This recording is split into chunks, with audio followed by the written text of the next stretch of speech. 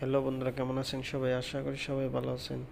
আমাদের আজকের গল্প তোমাতে আমি পার্ট 18 লেখিকা প্রিয়া। গল্পটি যদি ভালো লাগে অবশ্যই লাইক কমেন্ট শেয়ার করবেন। আর চ্যানেলটি সাবস্ক্রাইব না করে থাকলে প্লিজ সাবস্ক্রাইব করে বেল বাটনটি বাজিয়ে দিন। ধন্যবাদ। সেটা কি আপনার মুখের কথা নাকি? ছেলে দাঁড়িয়ে আছে, ওই তো বলল ভুলবশত অন্যায় করে ফেলেছে, আর গ্রামের মানুষ সবাই দেখেছে। এবার আপনারাই বলুন, এখন থেকে সবাই কিন্তু আপনার মেয়েকে নষ্টাই বলবে। এই অপবাদ থেকে মুক্তি পেতে হলে আমার ছেলের সাথে আপনার মেয়ের বিয়ে দিয়ে দিন। আমার ছেলে নিজের অপরাধ স্বীকার করে প্রভাতীকে বিয়ে করতে চাইছে। জীবনেও আপনার বদমাই ছেলের কাছে মেয়ের বিয়ে দেব না, তাহলে কিন্তু সবাই বলবে নষ্টা মেয়ের বাবা। তাই তো গ্রামবাসী? হ্যাঁ হ্যাঁ, আপনি আপনার মেয়ের বিয়ে দিয়ে দেন এই ছেলের কাছে। মেয়েকে ডাকুন, ওর মুখ থেকে শুনি। আমার মেয়ে অসুস্থ। আরে ডাকুন ডাকুন।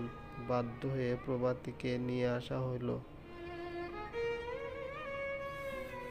সবাইকে দেখে প্রভাতী কান্না করে যাচ্ছে ভয়ে।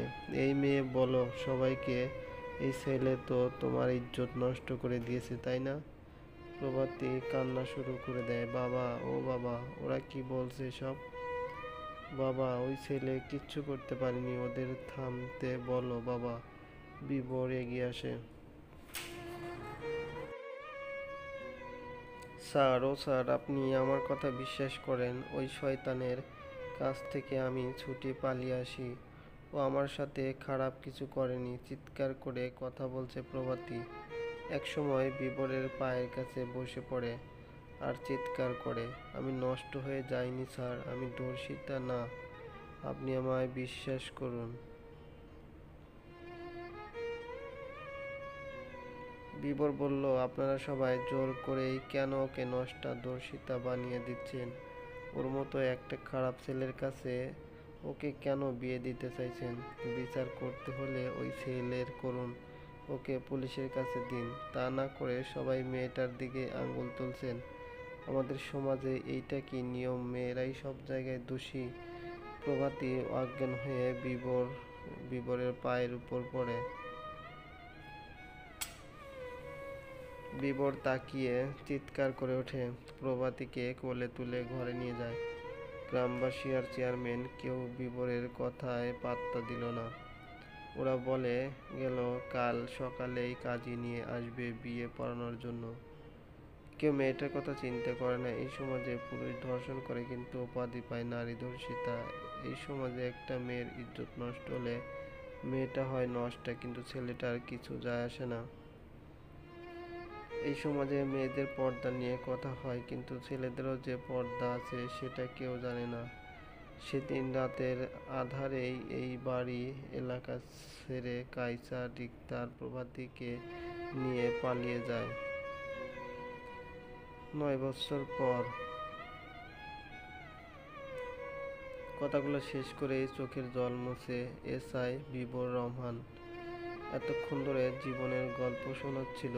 বিবর এবার মঞ্চে থাকা একজন জানতে চাইল, স্যার, আপনি কি প্রভাতীর জন্য এখনো বিয়ে করেননি? প্রভাতীর অপেক্ষায় আছি। কিন্তু স্যার, আপনি তো জোনাকিকে ভালোবাসতেন। মোহ আর ভালোবাসাকে চিনতে আমি ভুল করেছিলাম। আমরা প্রত্যেকে মোহ, ভালো লাগাকে ভালোবাসা ভেবে ভুল করি। জোনাকি ছিল আমার মোহ, আবেগ, ভালো লাগা, কিন্তু ভালোবাসা ছিল প্রভাতী। যেদিন প্রভাতীরা বাড়ি ছেড়ে চলে গেল সেদিন ভোরে আমি ওদের বাড়িতে আসি, কিন্তু এসে দেখি কেউ নেই। দারোয়ান আমায় ডেকে একটা চিঠি দিল।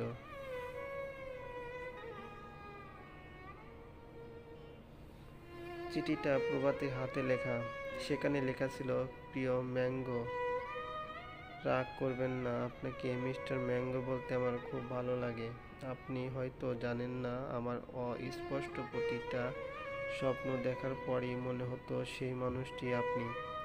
আমার এটা বলা ঠিক হচ্ছে কিনা জানি না। আমার ভালো লাগা আপনি, আর ভালোবাসা সেটাও আপনি। আমার বয়স কম, আমি জানি আপনি ভাববেন সেটা আবেগ, কিন্তু আপনি জানেন না আমি আবেগকে প্রশ্রয় দেই না।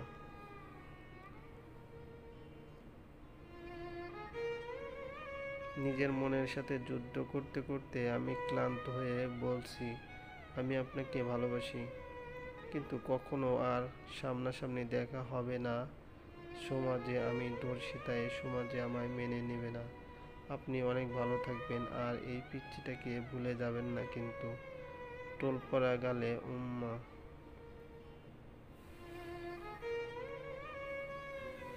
এই মেয়েটা কখন যে এই চিঠিটা লিখলো বুঝতে পারিনি। এত ঝড় সামলেও ঠিক আমার জন্য চিঠি রেখে গেল। গ্রামের মানুষজন বিয়ে দেখতে সে ফিরে যায়। কার সাথে বিয়ে হবে? মেহবুব পাগল হয়ে তন্ন তন্ন করে চারদিকে ওদের খুঁজতে থাকে।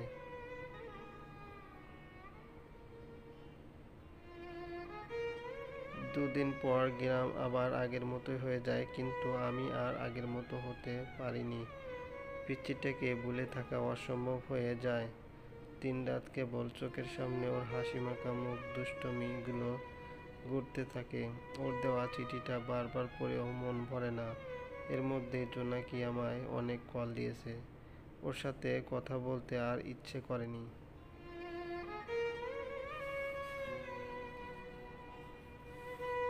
বিকেলে যখন পুকুর ঘাটে বসেছিলাম তখনই আমার বন্ধু রায়ান ছুটে আসে। দোস্ত, একটা খবর জানিস? না তো দোস্ত, কী খবর? জোনাকির চাচাতো বোন সোনিয়া আছে না, ওর সাথে তো আমার 1 সপ্তাহের প্রেম চলছে।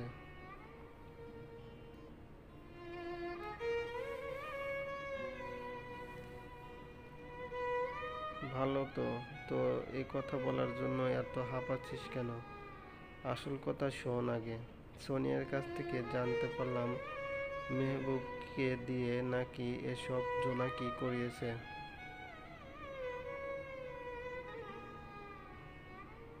কি আবোল তাবোল বকছিস? তোর মাথা ঠিক আছে? ক্লিয়ার করে বল।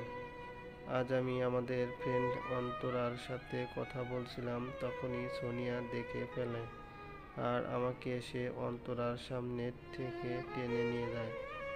আর আমি আর বলে, আমি তোমাকে অন্য মেয়ের সাথে একদমই সহ্য করব না। তুমি কি ভেবেছো বিবরের মতো ছাত্রী নিয়ে প্রেম করলে কেউ বুঝতে পারবে না? জোনাকি আর মেহবুব ভাইয়া ঠিক করেছে।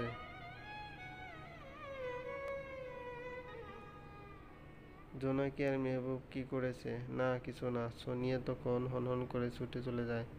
আমার বুঝতে বাকি নেই বিবর প্রভাতীর সাথে যা হয়েছে সব কিছুর জন্য জোনাকি দায়ী।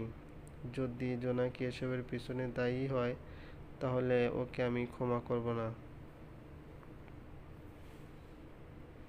ফোন হাতে নিয়ে জোনাকিকে ফোন দিলাম, এক্ষুনি দেখা করতে বললাম। 2 দিন কথা বলিনি আর এখন দেখা করার কথা শুনে জোনাকি অবাক হয়। খুব দ্রুত বাসা থেকে বেরিয়ে স্কুল মাঠে চলে আসে।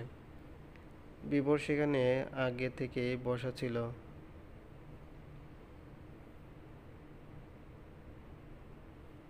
এত জরুরি তলব কি হলো? তোকে দেখতে ইচ্ছে হলো তাই না কি খুশি হলাম? আচ্ছা জোনাকি, তোর কি মনে হয় তোর ভাই যা করেছে তা ঠিক? আমি এসব শুনতে আসিনি এখানে, অন্য কিছু থাকলে বল।